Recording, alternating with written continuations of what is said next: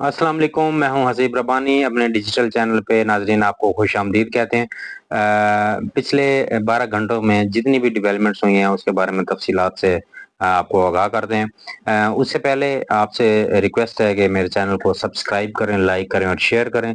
और आपकी मदद से 2000 सब्सक्राइबर हमारे मुकम्मल हो चुके थे। अब 3000 सब्सक्राइबर की तरफ हमारा सफ़र जारी है। आपकी मदद से वो भी जल्द हम अपना अचीव कर लेंगे। और अपनी राय का इजहार कमेंट सेक्शन में देना मत भूलिएगा। अच्छा जी, डिस्कस कर लेते हैं कि पिछले 12 घंटों में जितनी भी डेवलपमेंट्स हुई हैं उसमें ये है कि ख्वाजा आसिफ ने ये कहा है कि मेरी जनरल फैज से मुलाकात हुआ करती थी। तो उसके बारे में डिटेल से डिस्कस कर लेते हैं। वो ये है कि वजीर दिफा ख्वाजा आसिफ ने कहा है कि अप्रैल 2019 में जनरल फैज से उनकी मुलाकात जनरल कमर जावेद बाजवा के ससुर के घर पे हुई। मुलाकात में जनरल फैज ने कहा था कि हम इस इमरान खान से बेजार आ गए हैं, आप जून तक पंजाब की हुकूमत ले लें और दिसंबर में वफाकी हुकूमत की भी तैयारी कर लें। तफसीलात के मुताबिक एक जियो न्यूज़ के प्रोग्राम आज शाहजेब खानजादा के साथ में ख्वाजा आसिफ ने गुफ्तगू करते हुए कहा कि अप्रैल 2019 में जनरल फैज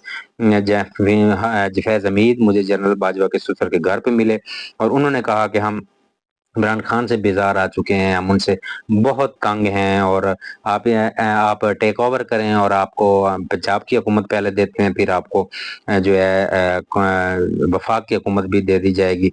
उन्होंने कहा कि मेरी ये मुलाकात जो है 20 मिनट पर मुश्तमिल थी, जिसमें उन्होंने मुझसे कहा कि आप जनरल बाजवा को एक्सटेंशन दे रहे हैं, जिसमें मैंने कहा कि बिल्कुल दे रहे हैं, हमने फैसला किया और हमने देनी भी है। जिस पर उन्होंने कहा कि आपकी शराइत क्या है, जिस पर मैंने कहा कि मुझे इंस्ट्रक्शंस नहीं है कि मैं उन शराइत पे बात कर सकूं।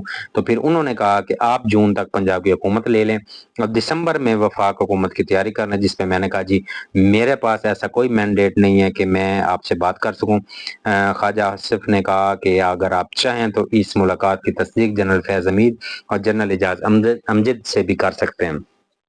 इससे क्या साबित होता है, या हमारे ज़राए के मुताबिक भी ऐसा ही है कि बिल्कुल जनरल फैज़ जो हैं वो मुस्लिम लीग नून के रहनुमाओं के साथ 2019 में राब्ते में थे और वो चाहते थे कि इमरान खान की हुकूमत को ख़त्म कर दिया जाए और मुस्लिम लीग नून की हुकूमत को लाया जाए। तो फिर ये बेवफाई, ये धोखा दही जनरल फैज़ की तरफ से, ये वो नाजरीन जनरल फैज़ हैं जिनके बारे में इमरान खान इतने स्ट्रिक्ट एक्शन ले लिया करते थे, जिनको डीजीआईएसआई बनाया।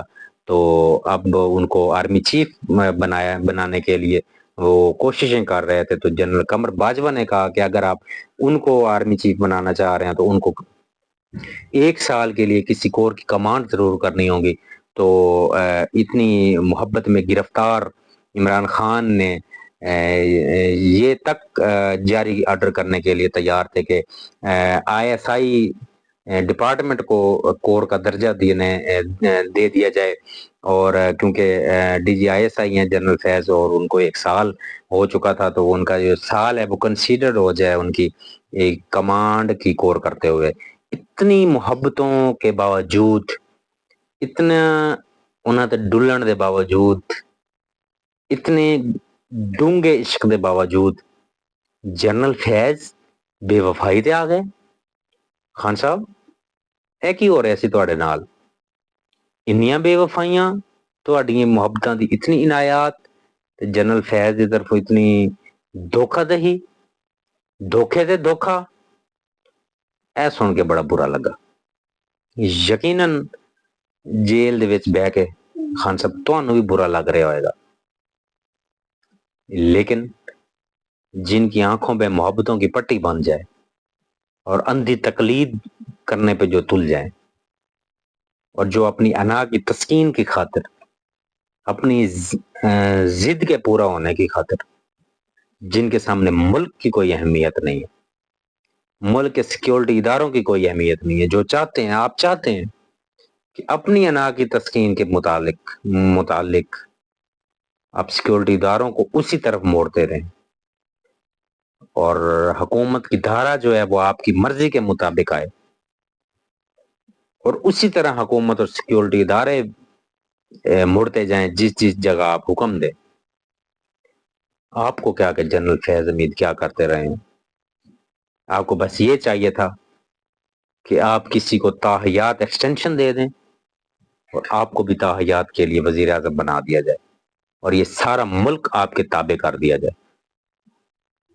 آپ کے سامنے ملک کی اکانومی کوئی اہمیت نہیں رکھتی، عوام اہمیت نہیں رکھتی، ملک کے ادارے کوئی اہمیت نہیں رکھتے. آپ کے سامنے صرف آپ کی کرسی اہمیت رکھتی ہے، جس کو بچانے کی خاطر آپ ہر وہ کام کرنے کو تیار تھے جو کہ غیر آئینی تھا.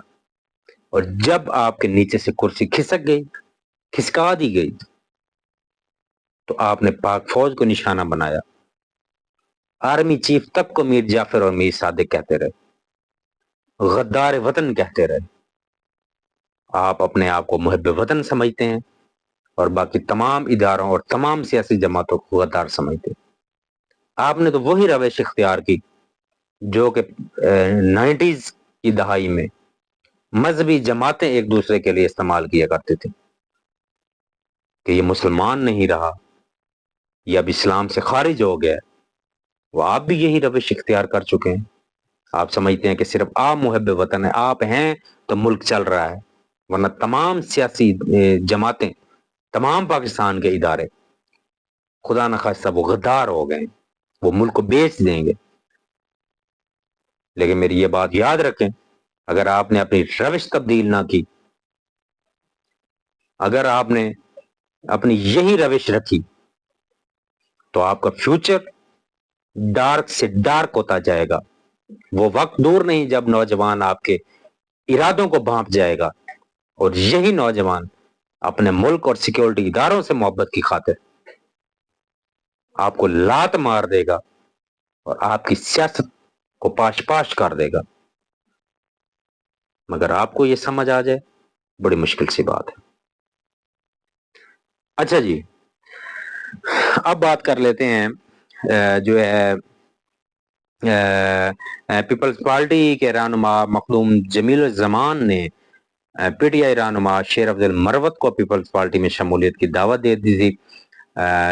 جیسا کہ آپ کو پتہ ہے کہ شیر افضل مروت کو پی ٹی آئی سے نکال دیا گیا ہے اور وہ بھی تذبذب کا شکار ہے. پی ٹی آئی کی جماعت بھی، جیسے بیرسٹر گور کہتے ہیں کہ جی ایسا کوئی نہیں ہے کہ ان کو نہیں نکالا گیا، لیکن شیر افضل مروت بھی کہہ چکے ہیں کہ مجھے نکال دیا گیا. اچھا جی، اے آر وائی نیوز کے مطابق پی پی رہنما جو ہے مخدوم جمیل الزمان نے کہا کہ بلاول بھٹو اپنی قیادت میں پاکستان کو ایک جدید ملک بنانے کے لیے پرعزم ہے.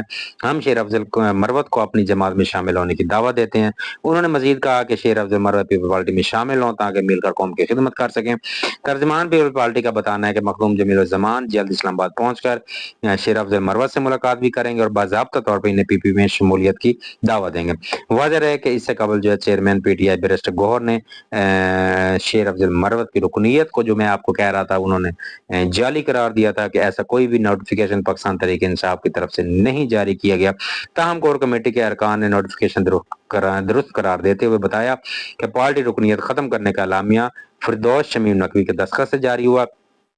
شیر افضل نے بھی رد عمل میں کہا تھا کہ پیپل پارٹی کا فیصلے کا احترام کرتا ہوں، افسوس رہے گا کہ مجھے باضابطہ سنے بغیر یک طرفہ فیصلہ کیا گیا. وہ بات وہی جو میں کہہ رہا تھا کہ عمران خان کے بعد چونکہ شیر افضل مروت نے پارٹی کو جو ہے اکٹھا کرنے میں بڑا اہم کردار ادا کیا، ینگسٹر کو اکٹھا کرنے میں کراؤڈ پولر کا کردار ادا کیا. اور عمران خان کے بعد اگر کوئی جلسہ اچھا کر سکتے تھے اور کراؤڈ پول کر سکتے تھے اور کراؤڈ کو اکٹھا کرنے میں کامیاب ہو سکتے تھے تو وہ شیر افضل کی مروت کی ذات تھی.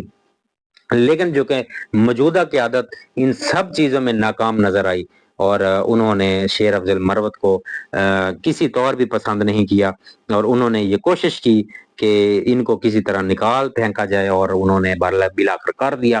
لیکن بیرسٹر گوہر نے کہا کہ یہ نوٹیفیکیشن جو جعلی ہے، لیکن کور کمیٹی نے یہ کہا کہ شمیم نقوی کے سائنوں سے ہی یہ نوٹیفیکیشن جاری ہوا ہے اور یہ درست ہے. اچھا جی، اب بات کر لیتے ہیں کہ سپریم کورٹ نے جو مخصوص نشستوں کے حوالے سے جو فیصلہ کیا تھا، اس پہ 2 ججز جنہوں نے اختلاف کیا تھا ان کے جو ہیں کمنٹس سامنے آئے ہیں۔ وفاقی وزیر اطلاعات اور نشریات عطا اللہ تارڑ نے کہا ہے کہ سپریم کورٹ کے 2 ججز کے تفصیلی فیصلے میں کوئی حیرانی نہیں ہوئی، مخصوص نشستوں سے متعلق آئین کے کچھ آرٹیکل سے باہر جا کر فیصلہ کیا گیا۔ وفاقی وزیر اطلاعات عطا تارڑ نے پریس کانفرنس کرتے ہوئے کہا کہ 2 ججز صاحبان فرماتے ہیں کہ آرٹیکل 175 اور 185 سے باہر جا کر اکثریتی فیصلہ دیا گیا۔ سنی اتحاد کونسل کا پارلیمان میں وجود نہیں تھا، ان کے چیئرمین نے آزاد الیکشن لڑا، مخصوص نشستوں کے معاملے پر اس جماعت کو ریلیف دیا گیا جو درخواست گزار ہی نہیں تھی۔ وفاقی وزیر کا کہنا تھا کہ سنی اتحاد کونسل کے اراکین نے نہیں کہا کہ پارٹی تبدیل کی، مخصوص نشستوں کے فیصلے پر ہماری نظر ثانی اپیلوں کو سماعت کے لیے مقرر نہیں کیا گیا۔ بات یہی ہے کہ ان 2 ججز کا جو فیصلہ ہے وہ بڑا غیر معمولی فیصلہ ہے، جو انہوں نے کہا کہ یہ جو اکثریتی فیصلہ دیا گیا یہ آئین سے ہٹ کے 175 اور 182 آرٹیکل کے سے ہٹ کر دیا گیا اور آئین کی ری رائٹ کرنے کی کوشش کی گئی، اور ان 2 ججز کا جو ہے اختلافی نوٹ بڑی اہمیت رکھتا ہے، غیر معمولی اہمیت رکھتا ہے۔ لیکن بات وہی ہے کہ جب اکثریتی فیصلہ آ گیا تو اس کو عمل درآمد ہونا نہ ہونا ایک الگ بات ہے، لیکن سپریم کورٹ نے جو فیصلہ پی ٹی آئی کے حق میں دیا، عام ایک انسان کو بھی جو تھوڑی سی سمجھ رکھتا ہو قانون کی اس کو پتہ ہونا چاہیے، اور اس کو پتہ ہے کہ ایک ایپلیکینٹ جماعت ہے ہی نہیں تحریک انصاف، سنی اتحاد کونسل نے اپلیکیشن دی ہوئی تھی، پٹیشن دائر کی ہوگی، تو بجائے اس کے کہ سنی اتحاد کونسل کے بارے میں کوئی ڈیسیژن آتا، الٹا پی ٹی آئی کے لیے ڈیسیژن آیا اور ان کو ریلیف پہ ریلیف دیے گئے۔ پاکستان میں یہ معاملات جو ہیں عام سی بات ہے، اور اپنی تسکین کی خاطر اور اپنے جتنے بھی معاملات ہوتے ہیں ان کو لاڑلا پن ختم نہیں ہو رہا عدالتوں کا، اور وہ عمران خان کو ریلیف پہ ریلیف دیے جا رہے ہیں، اور وہ چاہتے ہیں عدالتوں کو یہ سمجھ نہیں آ رہی کہ ایسا کرتے ہوئے ہم سیکیورٹی اداروں کے سامنے ہمارا ٹکرا ہو جائے گا، اور پھر ان اداروں میں جو ٹکرا ہوگا اس میں جیت کس کی ہوتی ہے یہ وقت بتائے گا۔ اچھا جی، عمران خان نے خیبر پختونخوا کے بارے گورننس کے بارے میں ایک فیصلہ دیا ہے، انہوں نے 3 رکنی کمیٹی قائم کر دی ہے۔ خیبر پختونخوا حکومت کی گورننس سے متعلق جتنی بھی شکایات تھیں تو بانی پی ٹی آئی نے 3 رکنی کمیٹی قائم کر دی ہے جو وزراء اور انتظامی سیکرٹریز کے حوالے سے الزامات کی تحقیقات کرے گی۔ نجی ٹی وی جیو نیوز سے گفتگو کرتے ہوئے مشیر اطلاعات خیبر پختونخوا بیرسٹر محمد علی سیف نے کہا کہ بانی پی ٹی آئی کے احکامات پر بدعنوانی اور گورننس سے متعلق کمیٹی قائم کر دی گئی ہے، جس میں سابق گورنر شاہ فرمان، معاون خصوصی مصدق عباسی اور قاضی انور شامل ہیں۔ انہوں نے کہا کہ کمیٹی ارکان کو بانی پی ٹی آئی نے خود نامزد کی ہے۔